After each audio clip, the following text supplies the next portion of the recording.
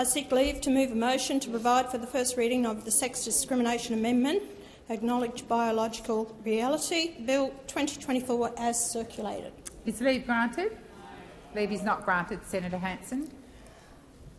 Well, pursuant to contingent notice standing in my name, I move that so much of the standing orders be suspended as would prevent me moving a motion to provide for the consideration of matter, namely a motion to provide for the first reading of the Sex Discrimination Amendment Acknowledging Biological Reality, Bill 2024. So the question is, the motion is moved by Senator Hanson. Thank you very much. Actually, I've been denied the right to actually introduce this bill. On the first reading speech, I was denied the right. That is very unusual in this place. Labor and the Greens have taken the highly unusual step of voting down a bill at the first reading that sought to reinforce the biological definitions of man and woman. This is a rare and alarming move that undermines our democratic process. By refusing this bill the chance to be debated, Labor and the Greens are not only silencing important discussions but also disregarding the voices of Australians who support One Nation's position on upholding biological reality. It's hard to find examples of bills being defeated at the first reading. One such example is the Government Preference Prohibition Bill of 1914, which was defeated at its first reading, triggering the first double dissolution in Australian history. In 1957, 14 bills related to banking reforms, including the Reserve Bank Bill and the Commonwealth Banks Bill, were also rejected at their first reading. I acknowledge that Senator Waters had legislation blocked at first reading in the last parliament. However, her bill was a narrow proposal for a parliamentary inquiry into whether Christian Porter, a government minister at the time, should remain in his role. Our belief was that allegations of this nature belong in the courts, not in parliament. There were serious concerns that this bill was using parliamentary privilege to make potentially defamatory claims against a government minister in an inappropriate manner. I was also point out that this is not the only example of my legislation being blocked at second reading. My Act's Interpretation Amendment Aboriginality Bill of 2023, legislation to resolve outstanding issues around the definition of Aboriginality, has also been blocked at first reading. In this instance, the Coalition assisted Labor and the Greens, something I believe is a mistake and I will be seeking to address at a later date. What I've got pointed out here is that it's highly unusual for first readings to be stopped, and that's what you've done on two of my bills. We as members elected to this parliament have a right to introduce bills that I believe are important to the Australian people. You can't even debate it. As I keep saying again, you are the worst government we've ever seen. With the assistance mainly of David Pocock and a couple of the other crossbenchers, you actually shut down debate in this parliament. You're not open and honest. There's no accountability whatsoever. It is not up to you to decide whether the sex discrimination should be debated or not. It should go ahead. And there's a due process in this place. This is why we're all elected to this parliament, regardless of our political persuasions. We should have the right to discuss these issues. It's not based on what you think is right or not right. And it should be actually discussed and debated. The same as I tried to bring in the bills about puberty blockers and gender dysphoria and about sex hormones. You chose not to allow for that inquiry to happen based on your own principles. That's not representing the Australian people in this place. And then you turn around and you may call me racist, or you may say that I'm discriminating against people. You are discriminating against every woman out there who actually is crying out, because every time they're getting a slap in the face because men may decide they want to be a female, put a dress on, put some makeup on, put some high heels on, or do whatever they want to and think that they're a female. They are not females. Biologically, they are not females. You are either born a male or a female. I can understand that some people are trapped in a body they don't want to belong to. But you can't disrupt society as a whole when the majority of people in this country claim to be either male or female. You're allowing them to impinge on women's rights into their private spaces, into their change rooms, into sporting events, when there's only a small minority of people that claim to be that. Women have fought for the rights in this country for so long, but you're denying them that rights. Who are you to decide that without open and honest debate? Biological sex is important in how we deal with this. And it's quite, when I have these feminists out there who say, I've never supported Pauline Hanson, but cripes, I've got to support her on this one. She's right in what she says. What are you so afraid of? What, is it purely for the votes? Is it for your own political gains here? Look at common sense. Listen to the Australian people. They want debate on this. They want answers. They want common sense to prevail in this parliament. They don't want to be shut down. You have no right to do it to the Australian people, and stop shutting me down every time I raise something you don't like. Now, I've got you standing as a minister, Senator Ayres, and then a minister, and then I think actually you have priority, don't you? Senator, and then I'll come to you, Senator Ayres. Thanks, Deputy President. Deputy President, last week when Senator Hanson introduced the bill to which she refers in this motion, my colleague Senator Duniam made a statement to the Senate which I wish to quote in full in the context of the debate we are currently having. Senator Duniam said that while the Senate has the opportunity to reject a bill at the first reading stage, in practice the first reading is almost always passed without opposition and is regarded as a purely formal stage. The Coalition supports these normal procedures, as we have with many Greens, Labor or crossbench bills that we strongly opposed. The normal processes enables bills to be fairly considered and debated by the Senate before a substantive decision is taken. It should only be deviated from in the most extreme of circumstances, lest we deny the right of senators to even have matters debated. As in all cases, a vote on the first reading should not be taken as a position on the substantive legislation, especially where a bill has not had the opportunity to be the subject of normal internal processes. Deputy President, it was with concern that a first reading was denied last week in relation to this bill. I say that not because the Coalition has a formal position on this bill, and I say that indeed as somebody who is very clear that at a personal level I abhor the weaponisation of issues that affect particularly vulnerable, young, transgender or other individuals across Australia. However, the importance of ensuring that this parliament is able to function and that issues that indeed are considered in parliaments around the world have been the subject of consideration, for example, by both Conservative and Labor governments in the United Kingdom, and this parliament ought to have the same abilities for people to bring forward issues for, at least, the consideration under the normal standards and procedures. It will become an increasingly difficult and dangerous precedent if parties that can muster the numbers deny the first reading of a bill. The structure and process that we have in this parliament for bills to be considered on 3 substantive votes is important. The first reading simply enabling a bill to sit then on the notice paper and for senators to have the opportunity to use that time to consider it, often for it to be referred to committee but not always, but for that time to be an important point of understanding the content of a bill before a substantive or meaningful vote is taken. The second reading being, of course, the customary substantive and meaningful vote on the principle overall of a bill, but oftentimes senators choosing sometimes to grant a second reading subject to potential amendments being considered and reserving ultimately their position on the third reading. Each of these points and steps plays an important role in the way in which we go about our business in this place.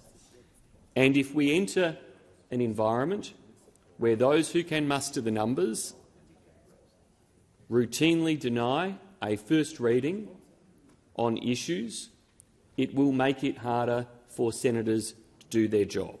It will make it harder in particular for those on the crossbench to do their job, but potentially for those in opposition now or in the future to do their job, or for any who could be the victim of being silenced in terms of having their bills enter into that formal process of parliamentary consideration.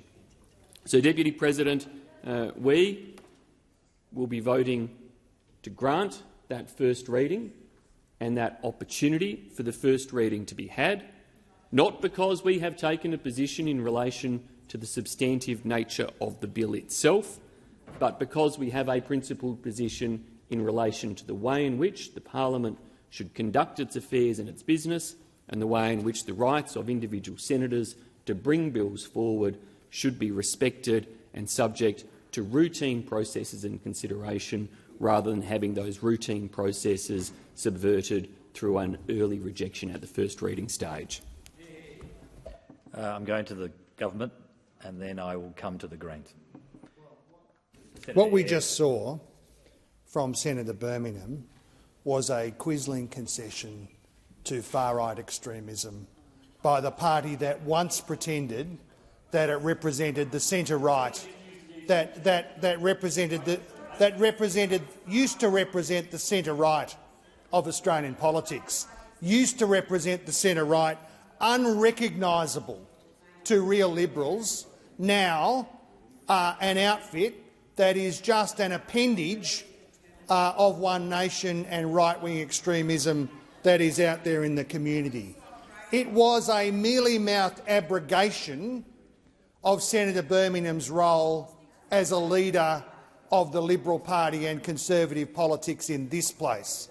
It was giving the game away to far-right extremism and what goes on in the cesspool of social media that is out there doing so much damage to normal Australian democracy. It's the weird stuff that's going on there in social media that has taken hold of the imagination of Liberals and Nationals out there.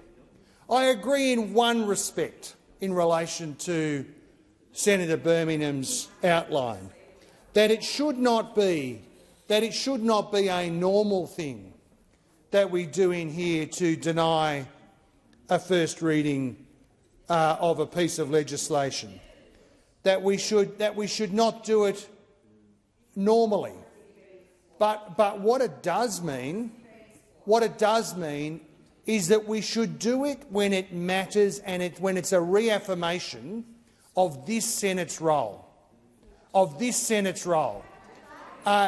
Senator Hughes says we should never do it. Well, it wouldn't take very long, would it, to get to the kind of propositions that each of us would think should not be the subject of these kinds of pretend pieces of legislation. It's not really a piece of legislation. It's not really a bill. What it really is an opportunity to propagate far-right propaganda. An opportunity to propagate far-right propaganda. That's what this is, an attempt to weasel the way into the outrage debate by hurting little kids. That's what this really is. That's what this is really about. I think Senator Hanson's on a point of order. Senator Hanson. I want Senator Ayres to actually withdraw that implication, stating that it's not a bill. It is a bill, and it has every right to be introduced into the parliament. It's a debating point, but Senator Ayres, can I ask you to just be measured in this debate? It's not assisting the change. It's not assisting the change, and you are sailing close to the wind. I'm happy to withdraw it if it assists that, and to listen to your advice carefully, Deputy President. What this is really about, this discussion, is not about the kind of propositions that One Nation advances in terms of these issues. I think we've all given up on them being a place of moderation and the national interest and the interests of ordinary families. But it is a test for what passes for what used to be the centre-right party in Australian politics, but now is more extreme than they've ever been, more far-right than they've ever been. And these questions of gender identity are questions that are deeply personal for individuals, particularly for children. And what is required by this is where words hurt and words matter. It's done with deliberate forethought and understanding of the consequences that it has for ordinary people and ordinary families out there. It is utterly damaging and it ought to stop. What should this Senate be focusing on this week? Well, we've got a bill in here that will mean 10,000 more Australians, low-income Australians, will be able to buy their own home. The Future Made in Australia bill should be dealt with in this place will mean that we rebuild Australian manufacturing. And what is the party of the supposed centre-right of Australian politics want to spend this week on? This stuff. And it ought to stop. It ought to stop, and you ought to focus on what actually matters for ordinary Australians. Down this bill on the first reading speech because we knew it was hateful and transphobic. This is done extremely rarely, but we have a duty of care to the trans community. Senator Hanson's was not a genuine attempt to legislate. It was a thinly veiled attempt to attack our trans community. And would we do it again? Yes, we would. Why? Because we know that anti-trans rhetoric causes lasting harm to trans and gender-diverse people by stoking the flames of transphobia and hate. Trans and gender-diverse communities are strong and resilient, but we know that they face disproportionate levels of harassment, abuse and even violence because of views like these. Our LGBTIQA+ communities should be supported and cared for, not used as a political football by people like Senator Hanson who would prefer to deny their very existence. I saw that my speech last week was shared on social media and brought out thousands and thousands of people's vitriol and attacks. But you know what? It strengthens my resolve, and it strengthens the resolve of the Greens to get up in this place and to represent the views of the diverse, rich trans community who are sick of this disgusting rhetoric, this disgusting level of debate, as is the broader Australian community.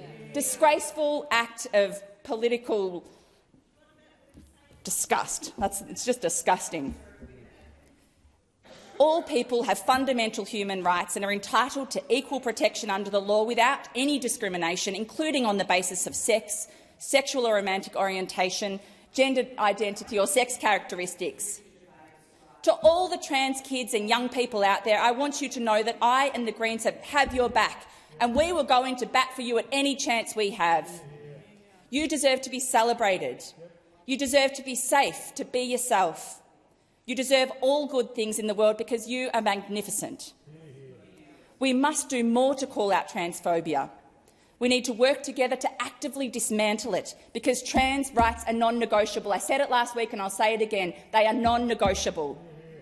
We must work towards a safer world for the trans and gender-diverse community. They must feel safe, respected and valued, living their lives treated as equals and free from discrimination. The Greens will always stand in solidarity with the trans community against hatred and bigotry and against Senator Hanson's awful attacks. Senator Roberts. Thank you, President. Labor and the LNP, the Liberal National Party, said the practice is to allow first readings. That's correct. Yet after saying that, the Labor Party contradicted it and joined with their mates, the Greens, again and again and again. Odgers, the authority, says it's a parliamentary formality. It's rarely contravened. What's happening is the Labor Party and the Greens and some crossbenchers are shutting down the voice of the representatives of the people. You're silencing not just the Senate, you're silencing the people.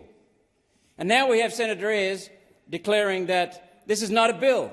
Well, why don't we just suspend the Senate and let Senator Ayres take over instead? Shutting down the voice of a representative of the people is silencing the people. Aussies believe in a fair go. Aussies believe in democracy. Labor and the Greens clearly do not. Let's not beat around the bush. We all know what this is about. It's about suppressing Pauline Hanson, Senator Hanson, because she resonates with Australians. She listens and she resonates with Australians. This is the latest in many attempts to gag her and to shut her down. The first started when One Nation in 1998 got 23% of the vote overnight in Queensland in the state election, and Liberals and Labor went into a panic. They infiltrated her party to bring down the branches. They hammered her raw new state MPs. The Liberal Labor federally and state concocted a legislation to falsely jail her. She was jailed, released on appeal, the only political prisoner in this country's history, released on appeal, then falsely denigrated as a racist when she's never uttered a racist word in her life. The worst thing Aussies can do is to call a woman a racist. That's the worst thing they can do to a woman. Why? And I'll tell you why. Because it stops people being proud of voting, and so they're quiet, and then they don't vote One Nation. But people are waking. People are waking. Social media, listen to people on the streets, listen to people in the regions. And I want to thank Senator Ayres for putting on his display, because this is being broadcast, and the people at home will be watching it. Senator Hanson's party, our party, the name of it says it all. One Nation. One Nation. The Greens cannot debate her position on merit. No data, no logical argument, yet people can see this and awareness is spreading. Why don't the Greens and Labor use the opportunity to debate her bill, get their facts on the table, put their views forward? That's what you're supposed to do. Represent the people. If you've got a transgender community, go ahead and spread that. There's no logical argument the Greens are putting forward, and people can see this, and that's why One Nation's vote is increasing. Let's have a look at biological gender. That's the only gender. Let's have a rational debate. Let's send the bill to a committee to have a rational inquiry. Let the people of Australia speak to this bill. And then we see what are you protecting? The suicides, when children disfigure their bodies and chemically stunt their mental development and social development. And then when they sadly learn that it's not reversible, they suicide. That's what you're doing. That is what you're doing.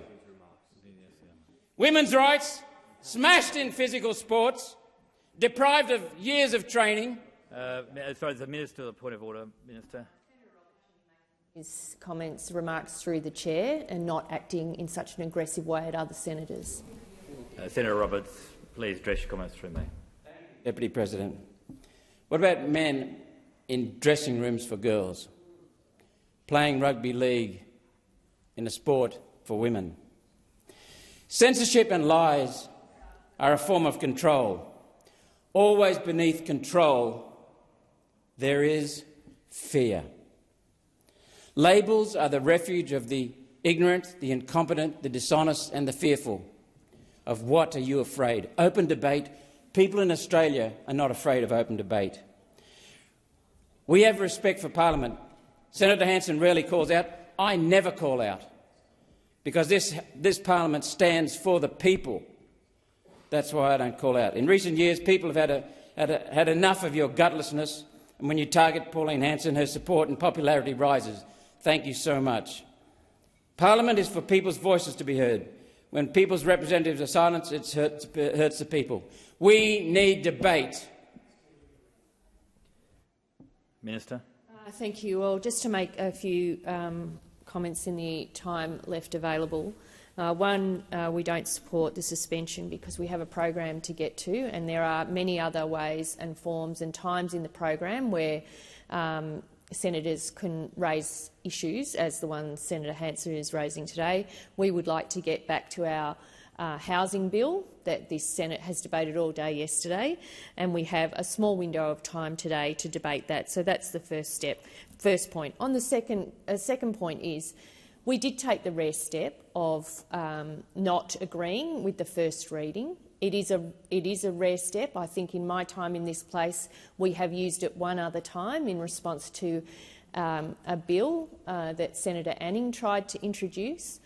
And for us on this side of the chamber, the reason we took that decision, and we did think about it carefully, was about the debate that would happen in this place if a bill like that was introduced. And I think the performance from Senator Roberts just confirmed that the decision we took last week was right. Senator Roberts called for a rational debate and then gave a speech like that. There is no rational debate, Senator Roberts, on this. And there are many other places that Senator Hanson and you can speak about the matters that are contained in a bill that Senator Hanson seeks to introduce. But we draw the line that that bill should be subject of debate in this chamber, where we are leaders in our communities and leaders of the country. And you may scoff and you may put it on your social media so that we get inundated with all the hate and abuse that comes with that. That's fine. And we disagree on bills all the time in this place, all the time. They are on policy. And that's fine. This is a vibrant democracy. But when you have bills that seek to harm people, including young people, we will draw the line. That is a red line for us. We do not apologise. We know how vulnerable the gender-diverse community is.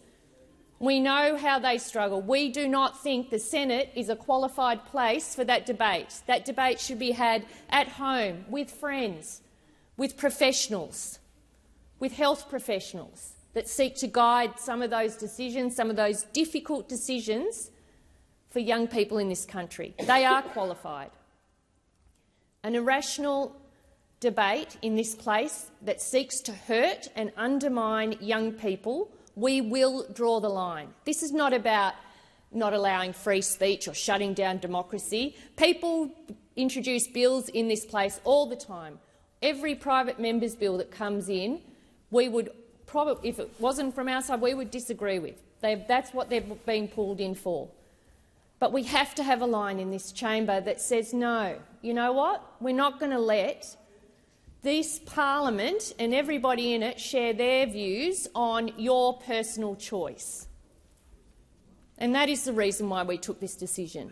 So the comments from Senator Birmingham about the rights and policy and practice and convention and odges and all the rest, we agree with much of it. Indeed, almost everything he said. We allow bills to come into this place all the time, most of which we would disagree with. But when it concerns people, when it's such a deeply personal and divisive debate that you seek to bring into this chamber, and don't pretend it's otherwise, don't pretend that it's just a matter of policy interest for you. It's not. That's not how the debate about the gender-diverse community goes in this country. We know that. And the parliament should protect communities that we represent. Every person should be protected in this place. And that's why we took the decision that we took last week. That's why we have denied leave for it today. But we are not trying to stop Senator Hanson from speaking or raising issues. She is a senator, a leader. You have the forms of this place in which to do that. And you do it. You represent the interests that you seek to bring into this chamber, but you seek to bring in a bill, have that bill debated, have it discussed, have it open for hours of discussion in this place, and we say no. We say that's not right. And we think that for young people in particular, the Senate standing up on something like this and saying no, and we have to win a majority of votes. It's not as if this is being, you're being shut down without the will of the chamber. The chamber has to support that, and they did last week, and I hope that the chamber will oppose the suspension this morning and oppose the bill being brought on. The time has expired for the debate. I intend to put the question. put the question. This is the question in relation to the suspension of standing orders. I put the question. Those for the question say aye. Against no. I think the noes have it. Division required. Division's required. Ring the bells. 4 minutes.